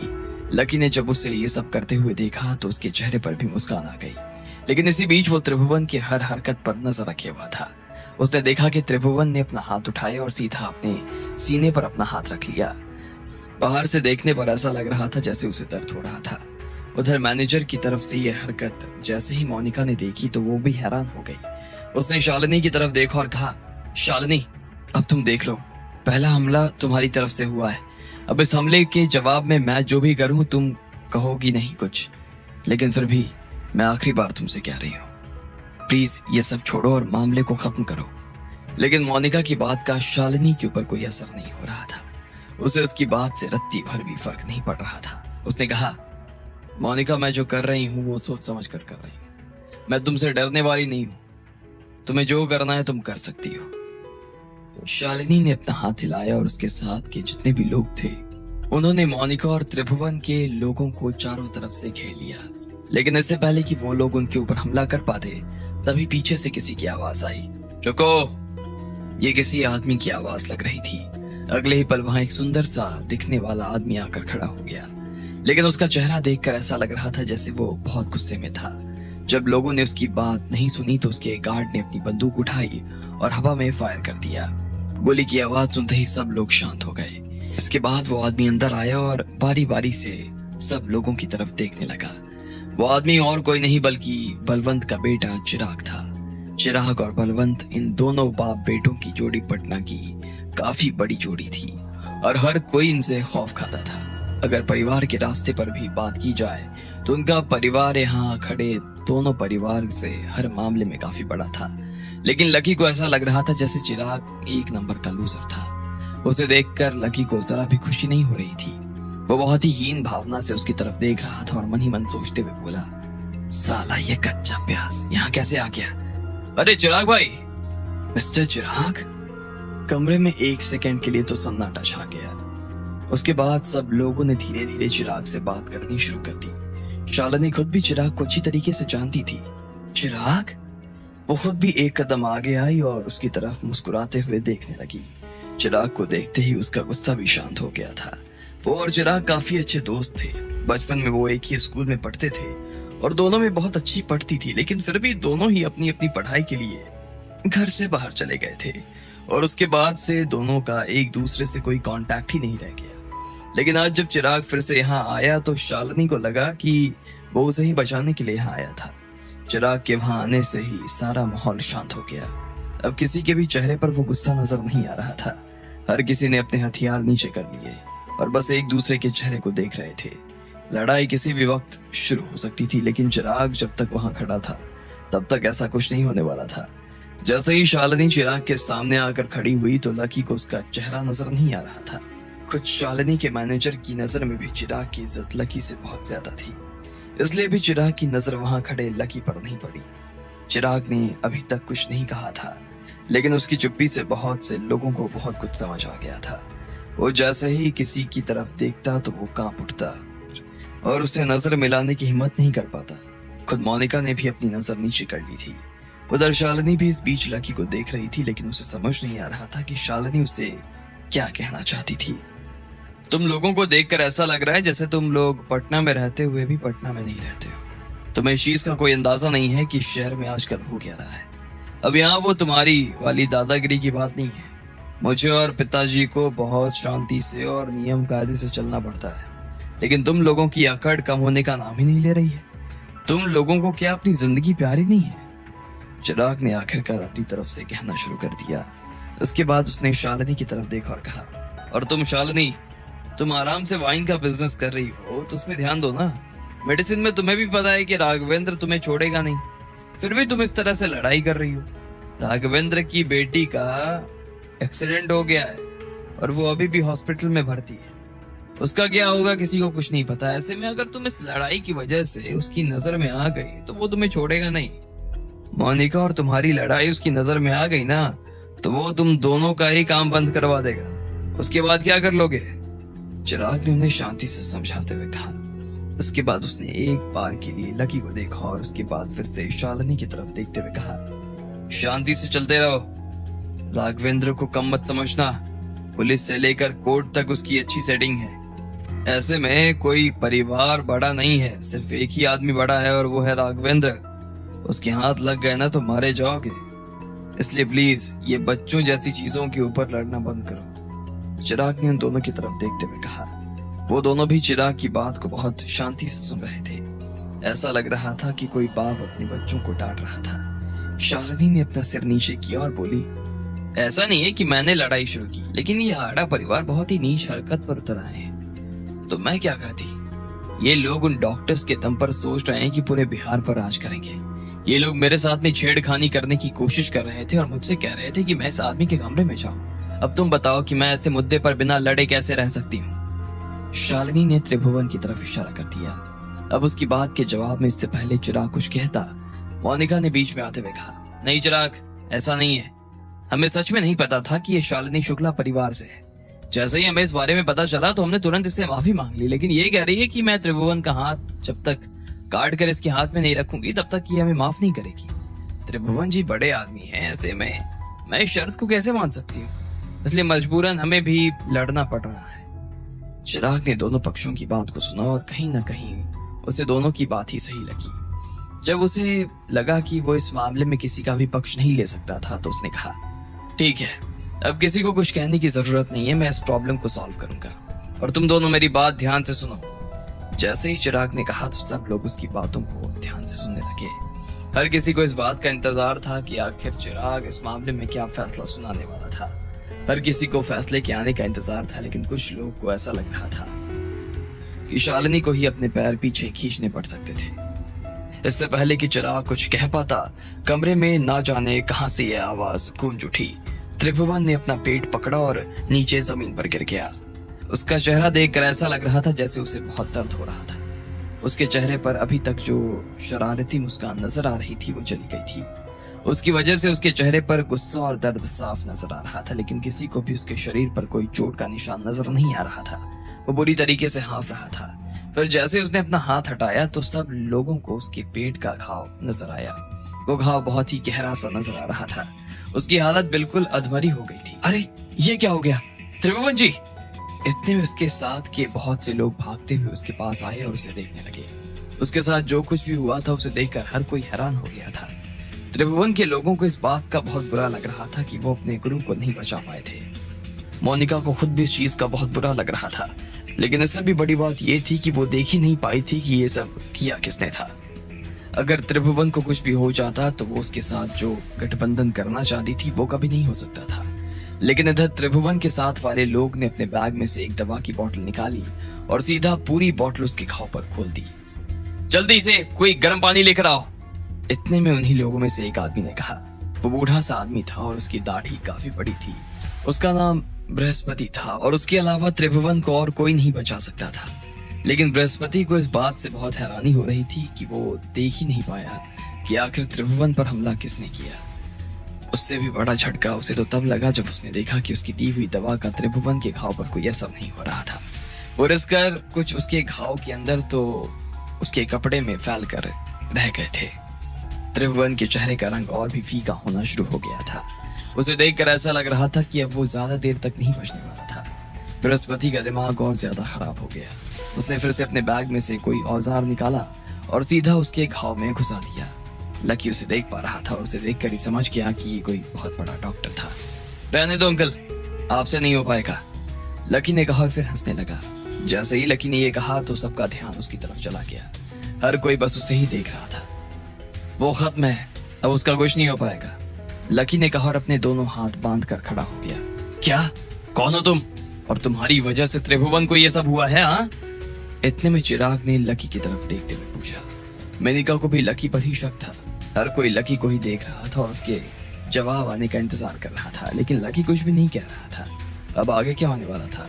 क्या सच में त्रिभुवन को वो घाव लकी नहीं दिया था या फिर ये किसी और की करामात थी? आपको क्या लगता है, क्या होंगे इन सभी सवालों के जवाब? कमेंट बॉक्स में कमेंट करके मैं जरूर बताएं और सभी सवालों के जवाब को जानने के लिए सुनते रहे इंस्टा मिलियनेयर सिर्फ पॉकेट एफएम पर। चिराग वहां पहुंच चुका था और उसने मोनिका और शालिनी दोनों को समझाना शुरू कर दिया था। जिस तरह से राघवेंद्र अभी उन सब लोगों के हाथ धोकर पीछे पड़ा हुआ था, उसके हिसाब से चिराग को लग रहा था कि मोनिका और शालिनी को आपस में नहीं लड़ना चाहिए था।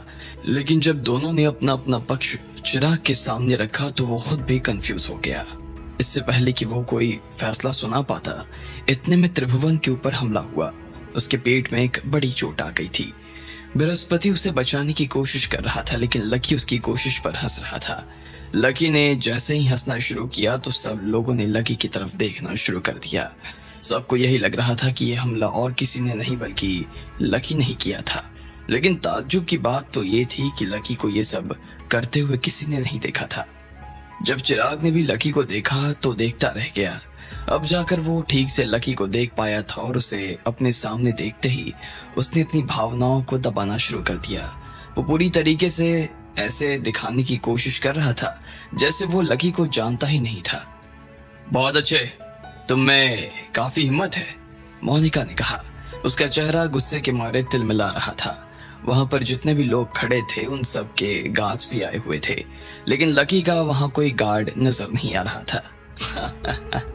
हिम्मत की बात मत करो, अगर हिम्मत नहीं होती तो तुम सब लोग अभी यहाँ नहीं होते। और हाँ, चाहे तुम में से कोई देख पाया या नहीं पता नहीं, लेकिन त्रिभुवन के ऊपर जो ये हमला है ना, वो मैंने ही किया है। ये सब मैंने शालिनी के लिए किया है। मैंने शालिनी को बचाया था और मेरे होते हुए जो कोई भी शालिनी के साथ में ऐसा कुछ करने की कोशिश करेगा, मैं उसकी हालत इससे ज्यादा खराब कर दूंगा। ना वो मर पाएगा और ना उसके अंदर जिंदा रहने की इच्छा बाकी रह जाएगी, लकी ने कहा और मुस्कुराने लगा। जैसे ही शालिनी ने लकी के मुंह से ये सुना तो उसका दिल पिघल गया।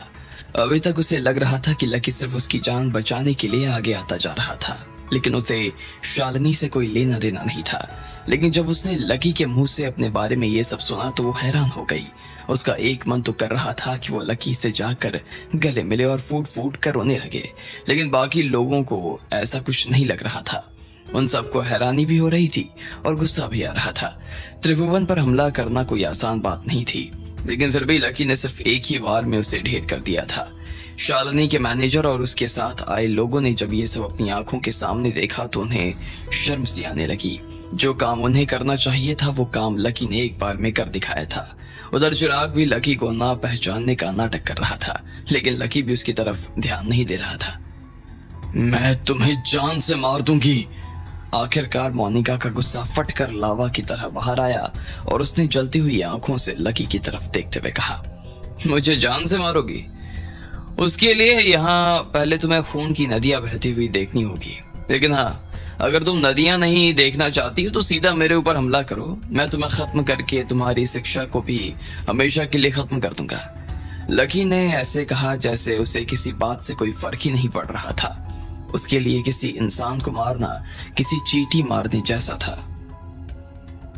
अच्छा, तू मुझे मारेगा? मुझे मारेगा तू? तू है कौन ना? औकात क्या है तेरी? और तू जानता है क्या मेरे बारे में? मोनिका ने बिफरते हुए कहा। उसने खुद कभी नहीं सोचा था कि उसे इतना गुस्सा भी आ सकता था। अगर वहां पर चिराग और शालिनी के लोग नहीं खड़े होते तो वो अभी तक लकी को खत्म करने का आदेश अपने लोगों को दे चुकी होती। लेकिन त्रिभुवन के साथ में भी जो लोग आए थे वो खुद भी अभी लकी से लड़ना नहीं चाहते थे। वो बस किसी तरह से त्रिभुवन की जान बचाने की कोशिश में लगे हुए थे। बृहस्पति के दिमाग में चीजें पानी की तरह साफ हो गई थी। वो जानता था कि अगर त्रिभुवन को वो ठीक नहीं कर सकता था तो फिर ये काम सिर्फ और सिर्फ लकी ही कर सकता था, और वो लकी से किसी तरह का पंगा नहीं लेना चाहता था। उधर त्रिभुवन की हालत और ज्यादा खराब होती चली जा रही थी। उसके शरीर में से खून सूखना शुरू हो गया था और साथ में उसके चेहरे का रंग भी उड़ना शुरू हो गया था। उसे देखकर ऐसा लग रहा था जैसे वो आदमी से किसी मम्मी में बदलता जा रहा है। उसकी सांसें टूटनी शुरू हो चुकी थी और बृहस्पति को यह सब समझ नहीं आ रहा था कि आखिर उसके साथ में ये क्या हो रहा था। मोनिका भी भागते हुए आगे आई और त्रिभुवन के पास आकर बैठ गई। वो हड़बड़ाते हुए जा रही थी और बहुत परेशान नजर आ रही थी। इतने में बृहस्पति ने पहले मोनिका की तरफ देखा और फिर उसे लकी की ओर इशारा करने के लिए कहा। ये देखते ही मोनिका तो हैरान हो गई, लेकिन इतने में बृहस्पति ने कहा, तो फिर मुझे कोई और रास्ता निकालना होगा। तुम जो कोई भी हो यहाँ आओ और त्रिभुवन जी को ठीक करो, वरना हम तुम्हें यहाँ से जिंदा बाहर नहीं जाने देंगे। मोनिका ने खड़े होते हुए कहा। मोनिका, मुझे लगता है कि त्रिभुवन का इलाज करने से पहले मुझे तुम्हारा इलाज करना पड़ेगा। तुम्हें बात करने की जरा भी तमीज नहीं है, लेकिन अभी मेरा तुम्हें या उसे दोनों में से किसी को भी ठीक करने का मूड नहीं है। वैसे भी हाड़ा परिवार के लोगों को ठीक करने का मैंने कोई ठेका नहीं लिया है। उनका मुंह तोड़ना हो तो अलग बात है, वो तो तुम लड़की हो इसलिए छोड़ रहा हो, वरना तो अगर भगवान भी तुम्हें बचाने के लिए आ जाते ना तो भी तुम बच नहीं पाती। लकी ने बहुत ही आराम से कहा और फिर से अपना चश्मा लगा लिया। सब लोग उसका जवाब सुनकर सन्न रह गए थे। लकी के तेवर बहुत ही तीखे हो गए थे। इतने में जैसे ही वो त्रिभुवन की तरफ बढ़ने ही वाला था कि इतने में चिराग भी त्रिभुवन के पास जाकर खड़ा हो गया। वो शालिनी और लकी को ऐसे देख रहा था जैसे वो उनसे ये कहने की कोशिश कर रहा हो कि उन्हें अभी के अभी त्रिभुवन को बचाना ही होगा। शालिनी ने जैसे ही ये देखा तो उसे बड़ा गुस्सा आ रहा था। वो उसके बचपन का दोस्त था, लेकिन यहाँ वो त्रिभुवन की साइड लेकर खड़ा हो गया था। शालिनी से रहा नहीं जा रहा था और वो समझ गई थी कि चिराग से उम्मीद रखना ही बेकार था। उसने अपना असली चेहरा सब लोगों के सामने लाकर खड़ा कर दिया था। अब उसे समझ नहीं आ रहा था कि वो इन दोनों परिवारों के बीच में हुए झगड़े को मिटाने के लिए क्यों आना चाह रहा था। फालतू बकवास करने की कोई जरूरत नहीं है। अगर तुम इसे बचाने नहीं आए तो तुम्हें तो मैं बाद में देख लूंगा, चिराग ने कहा और लकी की तरफ घूरने लगा। लेकिन इस सब के बीच में बृहस्पति की चिंता कम होने का नाम नहीं ले रही थी। उसे ऐसा लग रहा था कि लकी के ऐसे खड़े हो रहने की वजह से उसके मालिक की हालत और ज्यादा खराब होती जा रही थी। जब बृहस्पति से रहा नहीं गया तो वो गुस्से में लकी की तरफ भागता हुआ गया और उसने अपना चाकू निकाल लिया। अगर त्रिभुवन नहीं बच सकता था तो फिर लकी के भी जिंदा रहने का कोई फायदा नहीं था। वो लकी को एक ही बार में खत्म कर देना चाहता था, लेकिन लकी ने भी बस शांति से उसकी तरफ मुस्कुराते हुए देखा। उसका सीधा हाथ थोड़ा सा हवा में उठा और उसने एक ब्लेड का टुकड़ा उसके ऊपर चला दिया। बृहस्पति जो भागते हुए लकी की तरफ आ रहा था, अचानक से उसकी गर्दन में से खून बहने लगा और वो नीचे गिर गया। वो ऐसे नीचे गिरा कि उसके बाद उसने उठने का नाम ही नहीं लिया। उसके बाद से जैसे उसके लिए सब कुछ रुक गया था। हर कोई लकी को ये करता हुआ देखकर फिर से हैरान हो गया। मोनिका ने भी जब बृहस्पति को इस तरह से जमीन पर पड़ा देखा तो उसे भी लकी से डर लगना शुरू हो गया। उसे लकी की वो बात सही लगने लगी थी जिसमें वो कह रहा था कि उसकी नजर में वहां खड़े लोग चींटियों से ज्यादा कुछ नहीं थे। पहले तो कोई भी लकी को सीरियसली नहीं ले रहा था, लेकिन अब सबको समझ आ गया था कि लकी से लड़ना कोई हलवा नहीं था। गोरू ने फिर से कोशिश की और लकी पर हमला करने के लिए आगे आया, लेकिन लकी ने अपनी जेब से ना जाने क्या उसकी तरफ उड़ाया, जिसकी वजह से उसके पूरे चेहरे पर खुजली होनी शुरू हो गई। वो इतनी जोर से खुजाया जा रहा था जिसकी कोई हद नहीं थी और उसने अपने ही नाखूनों से अपना पूरा चेहरा खरोंच लिया था। उसके पूरे चेहरे पर खून आने लगा था। शालिनी और चिराग में से किसी को भी यह विश्वास नहीं हो रहा था कि लकी ऐसा कैसे कर सकता था। अगर पुलिस वहां आती और उसे पकड़ने के बारे में सोच भी लेती तो भी वो उसका कुछ नहीं बिगाड़ सकती थी। किसी के पास में सबूत नहीं था कि ये सब लकी नहीं किया था। पूरे हॉल में भारी सन्नाटा छा गया। कोई भी कुछ कहने की हिम्मत नहीं कर पा रहा था, लेकिन इतने में मोनिका ने अपनी जुबान खोली और कहा, तुम जबरदस्ती हाड़ा परिवार से दुश्मनी लेने की कोशिश कर रहे हो लकी। तुम जानते नहीं हो कि हाड़ा परिवार से लड़ना इतना आसान नहीं है जितना आसान तुम समझ रहे हो। भले ही ये सब कहते हुए मोनिका की आवाज ज्यादा तेज नहीं हुई थी, लेकिन फिर भी वो सभी के कानों में किसी बिजली की तरह कड़की थी। सब जानते थे कि वो कुछ भी गलत नहीं कह रही थी। खुद मोनिका को भी लकी से ये सब कहने में डर तो लग रहा था, लेकिन उसे भी पता था कि अगर उसने त्रिभुवन के साथियों के सामने ये नहीं कहा तो कल को वो लोग उसे गलत समझने लगेंगे और इस वजह से उन दोनों का रिश्ता खराब हो सकता था। मोनिका सिर्फ यही नहीं रुकने वाली थी। उसने अपने हाथ से इशारा किया और सब लोगों को अपने अपने हथियार निकालने के लिए कह दिया। वो सभी लकी के ऊपर हमला करने के लिए तैयार नजर आ रहे थे। जब चिराग को लगा कि ये मौका सही है और उसने अपने साथ वालों से अपने अपने हथियार निकालने के लिए कह दिया, सब लोगों ने अपनी तलवारें, बंदूक, चाकू निकाल लिए थे और लकी के ऊपर एक साथ हमला करने के लिए तैयार भी हो गए थे, क्योंकि उनमें से कोई भी अकेला ये काम नहीं कर सकता था। मोनिका अपना हाथ उठाकर उन्हें गोली चलाने का इशारा करने ही वाली थी, लेकिन लकी उससे भी तेज था। उसने तुरंत अपने पास रखी 2 बॉटल्स को उठाया और उसके टुकड़े करके सामने खड़े हुए लोगों पर फेंकना शुरू कर दिया। इसके बाद वो टेबल के पीछे छिपा और उसके हाथ में जो भी सामान आता जा रहा था वो उसे उन लोगों के ऊपर फेंकता चला जा रहा था। इसके बाद लकी पलंग के नीचे छिप गया और अपना सिर जरा सा बाहर निकालकर लोगों के ऊपर ब्लेड चलानी शुरू कर दी। जब कुछ लोग लकी को पकड़ने के लिए पलंग को उठाने ही वाले थे तो इतने में लकी खुद पलंग समेत उन लोगों के ऊपर टूट पड़ा। उसने पलंग को उल्टा कर दिया था और उसके नीचे 4 लोग दब गए थे। इसके बाद लकी के हाथ रुकने का नाम नहीं ले रहे थे और देखते ही देखते सब लोगों के हाथ में जितने भी हथियार थे वो सब नीचे गिर गए। किसी के हाथ में ब्लेड के टुकड़े लगे हुए थे तो किसी के हाथ में कांच के टुकड़े। हर किसी के शरीर में से खून बहा जा रहा था और ये देखकर किसी को भी हैरानी नहीं हो रही थी। लकी को तो बिल्कुल भी नहीं। ऐसा नहीं था कि उन लोगों ने गोलियां चलाने की कोशिश नहीं की थी, लेकिन उनकी बंदूक की एक भी गोली लकी को ठीक से छू नहीं पाई। लकी जैसा पहले उन लोगों के सामने खड़ा था वो अभी भी वैसे ही उन लोगों के सामने खड़ा था। उसे किसी का कोई डर नजर नहीं आ रहा था। चिराग को अब इस बात का मलाल हो रहा था कि उसे इतनी जल्दी लकी के खिलाफ खड़ा नहीं होना चाहिए था। उसने अपने रूप को बहुत जल्दी लकी के सामने लाकर खड़ा कर दिया था। उसे समझ नहीं आ रहा था कि आखिर उसने ऐसा क्यों किया था। अब आगे क्या होने वाला था? आखिर कैसे निपटने वाला था लकी चिराग से? क्या वो इन लोगों को यहाँ से जिंदा जाने देगा? आपको क्या लगता है, क्या होंगे इन सभी सवालों के जवाब? कमेंट बॉक्स में कमेंट करके हमें जरूर बताएं और सभी सवालों के जवाब को जानने के लिए सुनते रहिए इंस्टा मिलियनेयर सिर्फ पॉकेट एफएम पर।